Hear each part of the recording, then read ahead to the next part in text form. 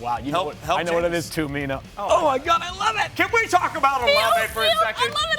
Yes! All right, Chris Olave time. I'm sorry. Chris Olave Something really exciting is going to happen.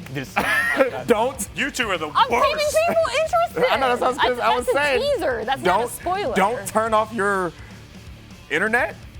Something interesting is going to happen soon.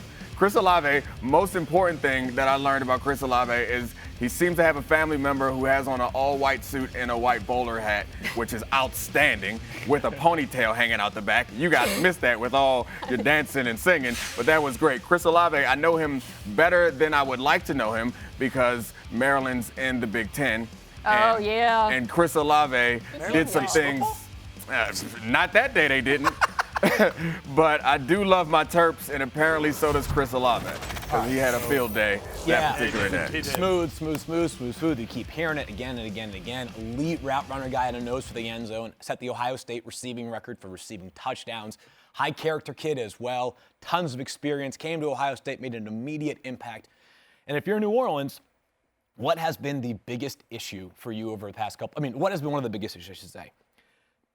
Wide receiver depth. Yeah. Michael Thomas is out last year for the entire season.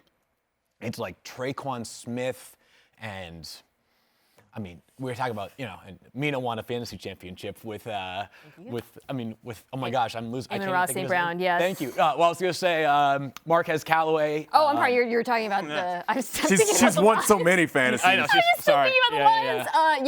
Yes. Callaway, yes. Chris Olave, the one thing that stood out about him, like he has 4.3 speed, which is really impressive, but his ability to get off press. And I think a lot of these receivers, as great as they are in this draft, some of them, I feel like, struggle with getting off of press coverage, which you're going to see a lot of in the NFL. Chris Olave had no problem with that whatsoever. So I think he's going to be someone who transitions right into the league just fine, and he's somebody who's worth trading up for, obviously. Go ahead. No, I'm thrilled because there was a point where, weirdly, it felt like people weren't talking about him. Garrett Wilson was getting all the attention, and I was confused. I understand he became kind of his role in that offense kind of slipped a little bit, but he was still as good as ever in terms of his route running, the catch radius, the contested catch ability too, despite his size. So I think this is a great pick. Well, and as Spencer Hall pointed out earlier, pretty incredible to think that at one point, Jameson Williams, Chris Olave, and Garrett Wilson were all in the same wide receiver room. They were the three best friends that anybody could have. That well done. That's the first one. That's the first one that was good. Okay.